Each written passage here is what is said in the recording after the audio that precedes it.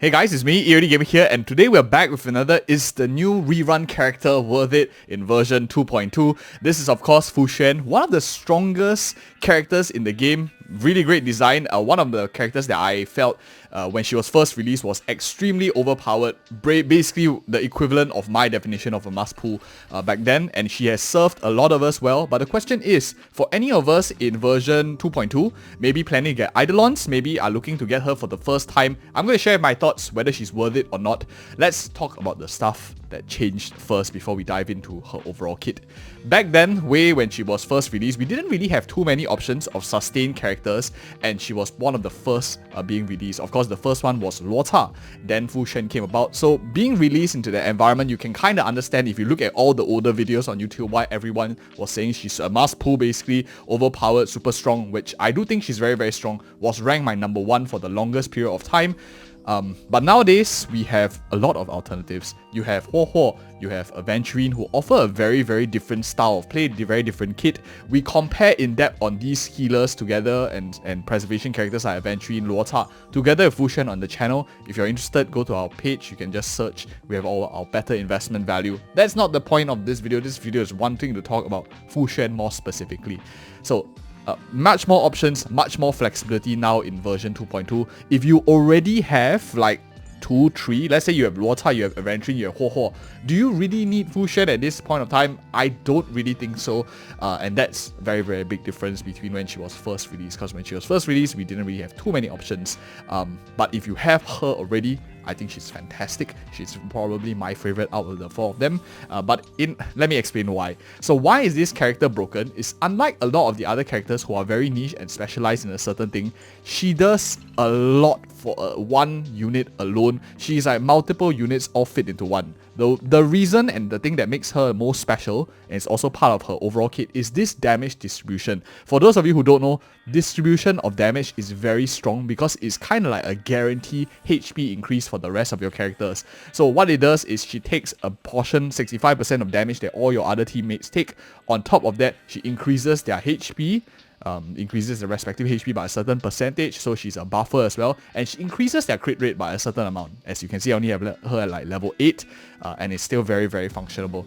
On top of that, she has like some crowd control debuff of 1 instance, so if you are a prevention better than cure kind of person, that in a sense she's able to like resist 1 instance of crowd control debuff, which means that you don't need to cleanser specifically. As long as you can keep the uptime on a skill, she kind of cleanses that way as well.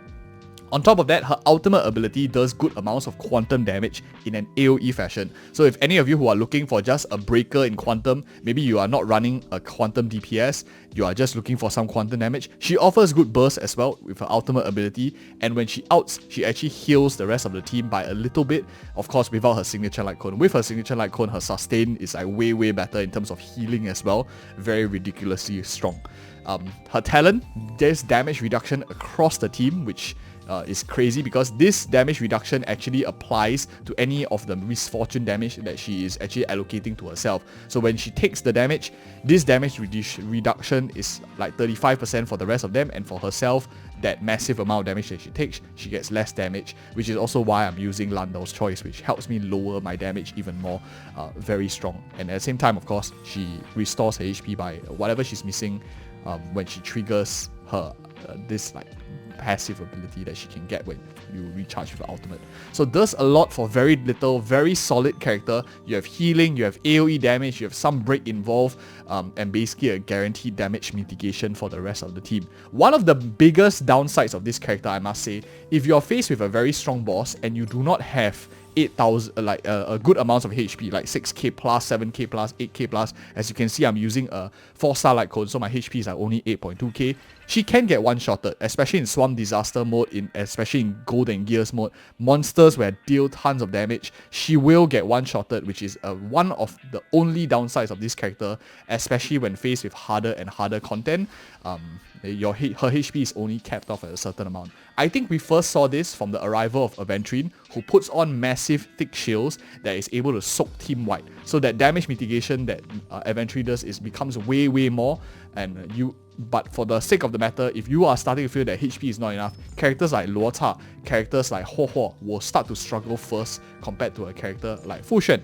which is when I want to actually talk about the next point, which is on Eidolons. And I think Eidolons are a good way to mitigate her downsides and future-proof this character. I am likely going to go for some Eidolons for Fuxuan. This is the character that I want to use all the way to like endgame. I think she's still ridiculously overpowered, but with alternatives nowadays.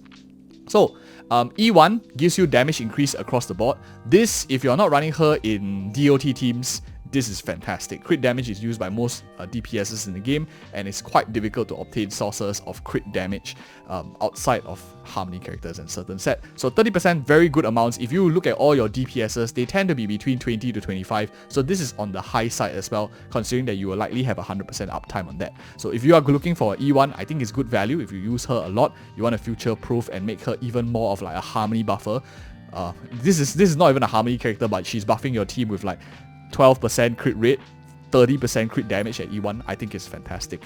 E2 is where I think is the part that is very attractive to future-proof this character, and I think it's more relevant nowadays. When you are knocked down, or if any teammate is struck by a killing blow, immediately revive and immediately be restored, triggered one time per battle. This is great, especially if you accidentally take too much damage before you are able to put up your Matrix of Presence, or the enemy boss has a very, very huge burst that tips you down just too much. And this I think is pretty strong as well. Of course, you have the restart button as well. If you just get knocked down, just restart. That one is free. This one costs $160, I guess, US dollars, depending on how lucky you are. So I think this is quite interesting, especially on harder content. I don't think it's as necessary, but I might probably get E2 for this current rotation, depending on how lucky I am. For Chuna Stellaris, this is when all allies are under the Matrix of Prescience. She regenerates more energy, basically just helping her either do more damage or keep up the uptime in case she's faced with more fire attacks, for firepower from the enemy lines. Last but not least, of course, this turns her into more of a DPS. I think E6 is more of a luxury if you want like huge amounts of damage. Doesn't really increase her utility in any sense, just turns her a bit more into an Aventurine-like state. But when you are spending thousands of dollars to get E6, I don't think this is good. This is only if you are in a really, really long run. For any of you really passionate people want to go all the way. The next thing that I want to talk about, of course, is she still worth it, is the Lightcone. Some people might also be considering the Lightcone for this particular character. So I also want to share my thoughts on that. That is under preservation, and she already shut her eyes. Before we talk about it, in case any of you who are wondering like what I think is probably most efficient ones, is probably still Landau's Choice. This 24%, if you have elevated at like Super Imposition 5, reduces the damage taken by 24%.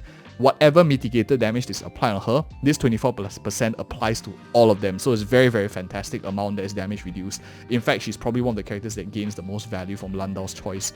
Alternatively, I think Moment of Glory also gives you the damage reduction. Is that the case? No, I don't think so. So it's only just increased aggro draw. For her, for Fuxuan, she doesn't need aggro draw, she just needs damage reduction because it's damage mitigation across. It's basically like guaranteed taunt. One of the things I like about her is she guarantees to taunt because mitigation is 100% guaranteed. You can't cleanse it, you can't purge it. It's a fail on fail as well. So it's better, but it's superior to taunt as well as aggro draw numbers. I like it a lot. So she already shut her eyes. Increase HP by 24%, which is what she scales off with. This will probably be able to hit like 9k, 10k HP very easily, and increase energy restoration rate by 12%. This is a nice side bonus to have. When HP is reduced, all allies damage increase. So not only does she get way more stats, which means that you prevent that one-shot ability, and I think this is probably the one that is a bit more important if you're faced with one-shot issues, because Landau's Choice doesn't really mitigate that. If you or Landau's Choice doesn't really help a lot because of his 4-star stats. So you get a massive amount of HP stats, a massive amount of 5-star stats, which help you sustain that one shot. You increase your energy regeneration. You increase your whole team's damage by 9% at S1, becoming a very, very strong buffer. Basically, Lightcone takes away a lot of her downsides, makes it harder to get one-shotted, and even buffs her damage even more. And what I like is at the start of every wave, you actually restore HP to the entire team. For those of you who played her, you realize that it takes a while if you're not using her signature Lightcone to chuck or the HP of your teammates down, but eventually if the enemy has a lot of damage, Fuxuan can't keep up with her out, she actually does fall short on healing the rest of the team because she only has a 5% heal, especially if enemy has a lot of firepower. This 80% restore makes it so that all you just need to care about is the final boss wave. That's the only thing that matters. This is very, very attractive. You have a massive heal to the entire team. With this Lightcone, I think Fuxuan is the complete unit in Honkai Star Rail. Let's just talk about it in terms of this character now and why I think she's still so overpowered. You put the Lightcone on, you get E1, you're basically having a 30% crit damage buff, a 9% damage buff, 12% crit rate, and any of you who are watching this, you don't even have a single copy. This shows how good this character scales into the late game. You have a character like Aventurine who might do a bit of damage into follow-up teams, but outside of that, he's going to just be used for mainly his thick shield and some imaginary break. Whereas a character like Fuxuan can be placed almost anywhere. Maybe in DOT teams you don't get too much value out of her E1, but with the amount of healing that she does, the amount of damage mitigation that does, the amount of crit rate she buffs, and the amount of quantum that she applies, really very ridiculous amount of damage. Not to mention if you are playing in the quantum teams, perhaps you are playing with Zila, Silverwolf kind of teams, these teams still use Fuxuan a lot, probably her best in slot. But this character is really very strong. I like her a lot. I still do like her. I think that she's still one of the most broken characters in Honkai Star Rail that has almost everything, and the only way you nerf this character is really one-shotting her with enough damage possible. But hope you found this video helpful and me talking about how to mitigate that. And if we really are faced with a situation where Fuxuan is getting one-shotted, I think a lot of the other abundance characters will suffer first, because damage mitigation actually is an effective max HP increase, very likely of preservation units, whereas abundance, you are only having a certain set amount of HP for your characters, like 3000. If they are doing 3k to your characters and getting one-shotted, abundance characters will definitely suffer first and go out of relevance. So there's a few things I want to talk about. If you guys found this video helpful, like and subscribe for more of such future content. Check out our comparison video where we talk about Fuxuan versus Aventurine. I think that's more important, especially if you guys are thinking, do you really want to spend the resources for another preservation character? And see you in the next video.